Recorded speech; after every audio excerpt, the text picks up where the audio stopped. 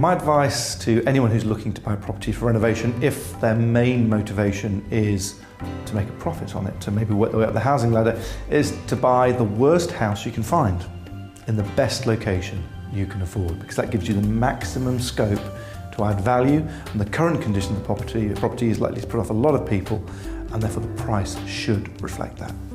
If you're buying a property with a view to making a profit, then you should know that most of the profit is made in the purchase. The price you pay is absolutely critical. What you want to try and find is a property that has potential that others haven't yet spotted, and therefore you aren't paying a premium for the house.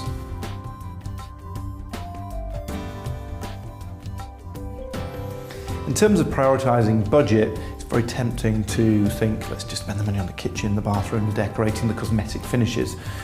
But as soon as a buyer's valuer comes to look at the property, they'll see straight through those superficial finishes and look at the property itself. So if you're working to a limited budget, I would always ring fence money for the essentials first. Make sure the building is warm, dry, means free of damp, and is a secure property. So any mainstream maintenance work is done to the roof, any underpinning or stabilisation work, and if the property needs a rewire, make sure you get the rewiring done then. The last thing you want is to find a property needs rewiring throughout after you've just completely redecorated it.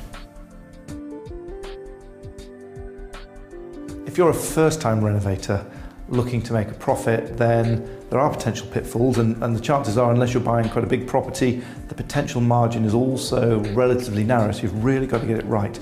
The biggest risk, I think, is getting carried away with thinking this is fun, this is a project for me, and starting to, instead of thinking about your future buyer's requirements, thinking about what you'd like as a home.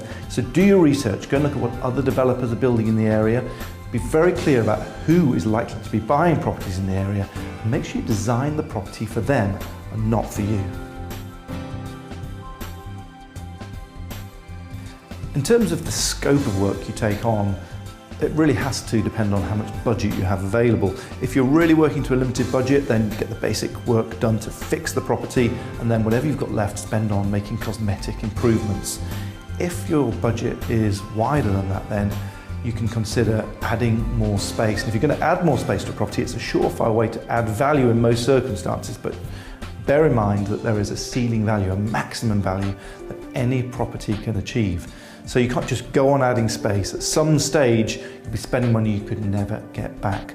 The best way to identify the ceiling value is just to look at what other people have managed to get for their homes when they've sold, and that information is freely available online. Although you can probably break the last highest price achieved by a little bit, you're unlikely to get significantly more in the same street. Once you've already established the priorities in terms of fixing the house and making sure it's structurally sound, warm, dry and damp, you're then focusing on adding space. And I always advise people to think about adding space in this particular order, because it's the order of cost effectiveness. First of all, think about remodeling the space you've already got. Can you achieve what you're looking for just by making better use of what's there, recycling the space if you like. After that, I always advise people to try and use space that hasn't yet been converted. So is there a garage attached to the property, a cellar, or very often a loft that you can turn into extra living accommodation. After that, think about opportunities to extend up, because it's almost always cheaper than extending out, and of course you don't lose any garden space.